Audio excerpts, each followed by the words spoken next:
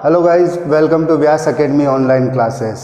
संस्कृत विषय के अंतर्गत हम व्याकरण पढ़ रहे हैं और व्याकरण में मैंने कल आपको जो नया वीडियो बताया था जिसमें मैंने आपको अनुवाद प्रकरण के बारे में बताया था कि कैसे हम हिंदी वाक्यों का संस्कृत में अनुवाद कर सकते हैं इजीली, कुछ सावधानियां रखते हुए, कुछ बातों का ध्यान रखते हुए, जिसके अंतर्गत हमने देखा था कि अनुवाद करते समय हमें किन किन बातों का ध्यान रखना चाहिए। उसमें मैंने आपको पुरुष परिचय के बारे में बताया था, उसके बाद फिर वचन के बारे में बताया था और लिंग के बारे में भी बताया था कि हम पुरुष के आधार पर किस तरह से वाक्य को क्लासिफाइड कर सकते हैं, वचन के आधार पर देख सकते हैं कि वो कौन सा वचन है उस सेंटेंस में, जैसे एक वचन है, द्विवचन है या बहुवचन है। उसके बाद फिर मैंने आपको लिंग के बारे में भी बताया था, जैसा कि बताया था कि लिंग जो होते हैं वो 3 होते हैं, पुल्लिंग, स्त्रीलिंग और नपुंसकलिंग। उन आधार पर हम पता लगा सकते हैं कि वाक्य के अंदर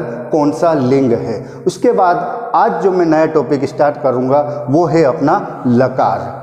लकार जिसे हम समय के रूप में भी जान सकते हैं, काल के रूप में भी जान सकते हैं। जैसे कि आप देखते हैं कि इंग्लिश में इसे टेंस कहते हैं, हिंदी में इसे काल कहते हैं, उसी तरह से संस्कृत में हम इसे लकार के रूप में जान सकते हैं। समय के आधार पर हम ये पता लगा सकते हैं कि जो वाक्य दिया गया है वो वाक्य किस समय के अंतर्गत संपन्न हो रहा है या वो कार्य किस समय के अंतर्गत हो रहा है। तो इसकी पहचान हम लकार के माध्यम से करते हैं। जैसा कि आप देख सकते हैं कि यह क्रिया की विभिन्न अवस्थाएं अथवा कालों को, काल जैसा कि आपको पता है 3 होते हैं, भूतकाल, भविष्यकाल और वर्तमान काल। ठीक है, तो उस आधार पर हम उस वाक्य को देख सकते हैं और ये पता लगा सकते हैं कि इस सेंटेंस में कौन सा काल है।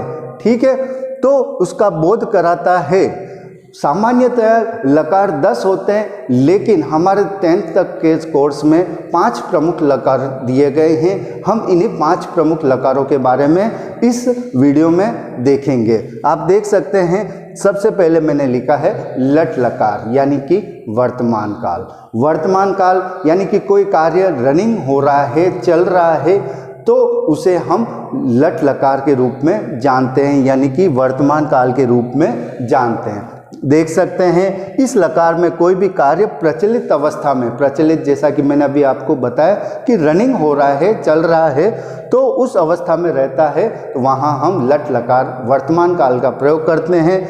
इसकी पहचान, वाक्य की पहचान हम कैसे करेंगे कि वाक्य के अंत में ता है, ती है और ते है का प्रयोग किया जाता है। जैसे पढ़ता है, पढ़ती है या पढ़ते हैं, तो ये ता है, ती है, ते है, इन आधार पर हम पता लगा सकते हैं कि ये वाक्य जो है वो लट लकार वर्तमान काल में है। उदाहरण देख सकते हैं, जैसे राम पढ़ता है। ठीक है, राम अभी पढ़ रहा है तो राम पढ़ता है।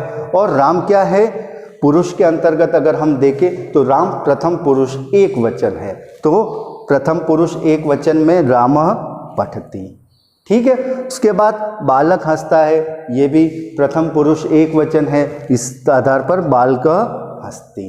ठीक है, तो आगे के वीडियो में मैं लकार से संबंधित विस्तृत रूप से आपको बताऊंगा, 5 लकारों के बारे में मैं आपको समझाऊंगा। यहाँ पर एक मैं आपको जनरल इंफॉर्मेशन दे रहा हूँ कि इस लकार का प्रयोग हम किस रूप में और कैसे करते हैं। ठीक है, तो लट लकार वर्तमान काल के बारे में मैंने आपको बता दिया। अब हमारा नेक्स्ट आता है लंग लकार। लंग लकार जिसको हम भूतकाल के रूप में जानते हैं, पास्ट टेंस जिसे आप कह सकते हैं। और इसमें आप देख सकते हैं कि जिसमें कार्य की समाप्ति हो जाती है, यानी कोई कार्य समाप्त हो जाता है, जैसे वह उसने पुस्तक पढ़ ली, वह उदयपुर चला गया, तो ये जो सेंटेंस है, ये वाक्य जो है वो हो चुके हैं, तो वहाँ हम लंग लकार भूतकाल का प्रयोग करते हैं। जैसे उदाहरण देख सकते हैं, वह गया, वह चला गया। ठीक है, तो सह अगच्छत यानी कि वह गया। मैंने पुस्तक पढ़ी यानी मैंने पुस्तक पढ़ ली है। ठीक है, तो मैंने पुस्तक पढ़ी, अहम पुस्तकम अपठम।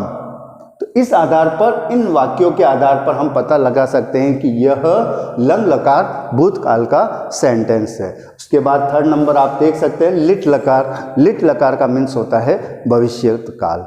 ठीक है, भविष्यत काल के बारे में आप जानते हो, फ्यूचर टेंस जिसे आप कह सकते हो कि कोई भी कार्य आगे होगा, ठीक है, वहाँ पर हम भविष्य काल का प्रयोग करते हैं, फ्यूचर टेंस का करते हैं।